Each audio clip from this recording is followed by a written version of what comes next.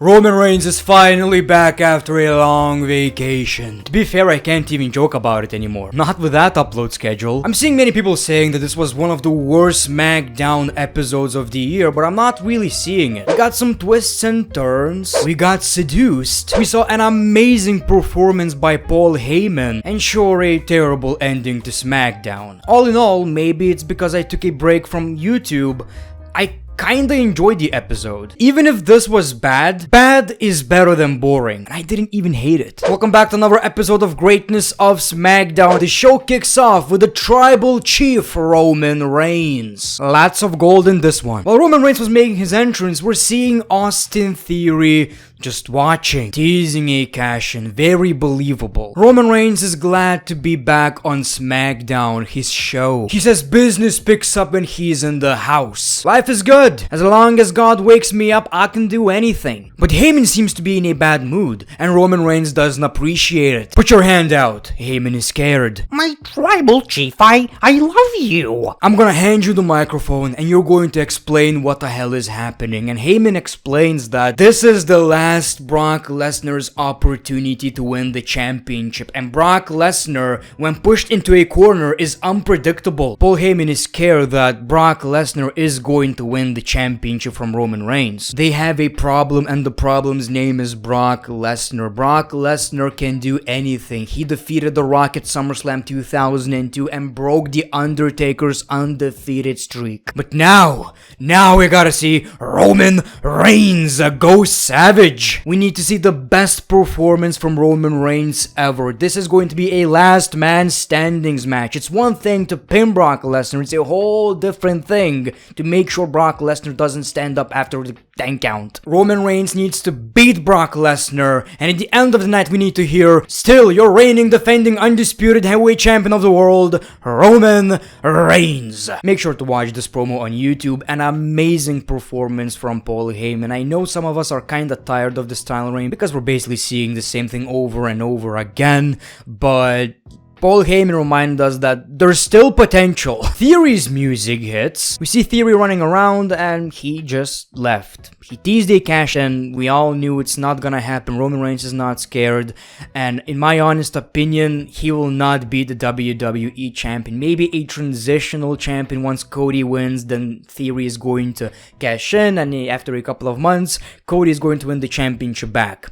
I don't see Theory in any plans. This was a bad call. Then we saw the Viking Raiders versus Shanky and Jinder Mahal. Shanky's enjoying these Coco Jumbo vibes way too much. He got distracted and Jinder Mahal got pinned. After the match, we're about to see more smashing. The New Day interrupted, shook their booties, and said that they're still here. And they got some ass-beating tickets. Unfortunately, the New Day were all talk because once we got a brawl, they got the ass-beating. They bought the tickets to themselves.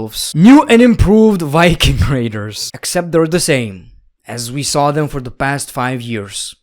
Nothing really changed, except they're bad guys. So since Pat McAfee got injured by Happy Corbin joined the commentary, which was, to me, honestly, the highlight of the show. I'll explain in a second. So we're seeing Gunta, and they talked about a possible open challenge. But Gunta says the title match must be earned. They got interrupted by Shinsuke Nakamura, and you know what that means. We're supposed to see Pat McAfee dancing. We were supposed to see Pat McAfee shaking that Coco Jumbo. So what's gonna happen now? Happy Corbin doing the job is what's happening, which was the highlight of the show. The noises he made Corey Graves join. What a performance. Mwah. This was absolutely hilarious and might just be Corbin's highlight of his career. So Nakamura understands he's not gonna get the championship match, but he's ready to earn it, so he challenged Ludwig, yeah? I still have an accent, which was pretty fine, but it was a quite short match and Shinsuke Nakamura took the W. Gunta is not happy. He talked shit in German, which reminds me of certain speeches.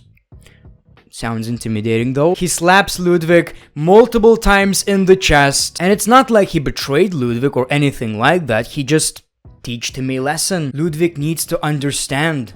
I get it.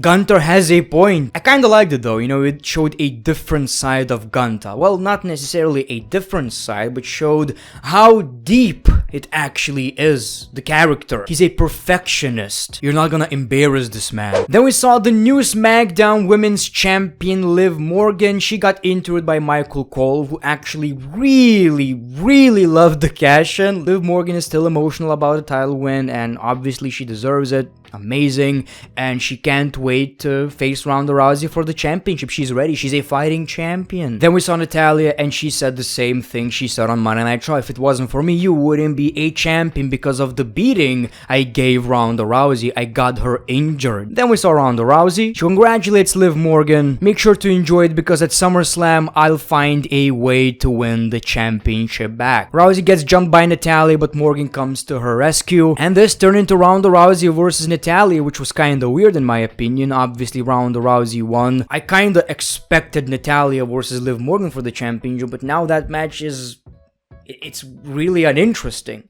You know, we all know that Natalya is not gonna win the championship, but now since she lost again, there is no point of Natalya being in this rivalry anymore. And WWE like to do a lot of filler stuff, so I would expect them to do Natalya versus Liv Morgan in a random episode of SmackDown, and then, you know, Ronda versus Liv Morgan at SummerSlam, which is a really stressful match, by the way. Do we honestly see Liv Morgan retaining?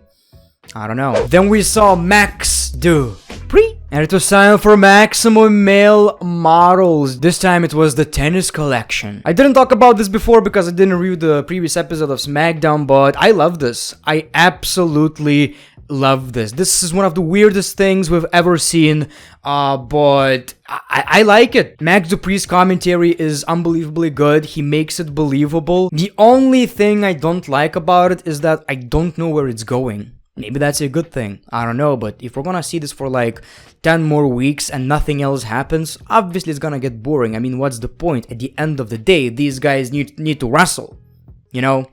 And I don't really see how that is going to... I don't know. Maybe that's for the better. Maybe we're gonna get surprised. Madcap Moss bets he can shove this thing in his mouth. The briefcase, I assume. Then we see Aaliyah in the ring, and Lacey Evans was supposed to be her partner in a tag team match. She made her entrance but didn't get the proper reaction. She tried to do that again, didn't get a proper reaction. Then she came out, grabbed the microphone and said, you guys don't appreciate me. I poured my heart out. I told you my story, my struggles, and I'm not getting the reaction I should be getting. Then she called all of them fat, obviously. Until she gets the respect she deserves, all the fans can go to hell. And then she smacked Aaliyah in the face. Now, obviously, I know how it looks. It seems like WWE just didn't know what to do with Lacey Evans and turn her heel again, which is probably the case. Is it necessarily bad though? I mean, the promo was decent, the delivery was good, and she probably is going to work better as a heel. She's gonna be a delusional heel who just, you know, America, I'm a hero, but nobody likes her. And yeah, WWE are basically recycling Kurt Angle's switch, or it wasn't necessarily a heel turn, I believe, but, you know, once the "you suck" chance got to Kurt Angle, and he did the exact same thing. Then we saw the Usos versus Los Lotharios. This was a very fast match, and the Usos won. And the main event was Drew McIntyre versus Sheamus. Winner faces Roman Reigns at the upcoming UK pay-per-view. Sheamus acts like he got COVID, so he's not gonna be in the match. Instead, we got Butch versus Drew McIntyre, a very fast match, which was really unnecessary. Yeah, Drew McIntyre wins the match. Then he beats Ridge, cuts the rope, which is something we've seen before. And that was your SmackDown. I didn't like the ending. I think that was one of the worst ways you could end the show.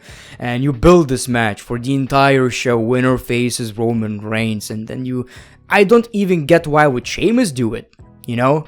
Like, he won the title match, why would he not wrestle? What's the point? So yeah, that was really weird. I don't get Sheamus's motives. I don't understand why would WWE do this. And to be fair, yes, I would love to see a triple threat match between Roman Reigns, Sheamus, and Drew McIntyre. And possibly that's what WWE are going for. Since Roman Reigns versus Sheamus is not big enough, I feel like. Maybe with Sheamus's booking. Drew McIntyre versus Roman Reigns is kinda risky because they don't want to see Drew losing to Roman Reigns, so a triple threat match sounds just about right. Two UK guys in the main event. of a UK pay-per-view. I feel like that would make the most sense, and that would be the best match. There was a better way to go about it though. So yeah, that was your SmackDown. Not the worst show I've seen. Thank you for watching The Great One. Peace, love, and hugs. It's been a pleasure.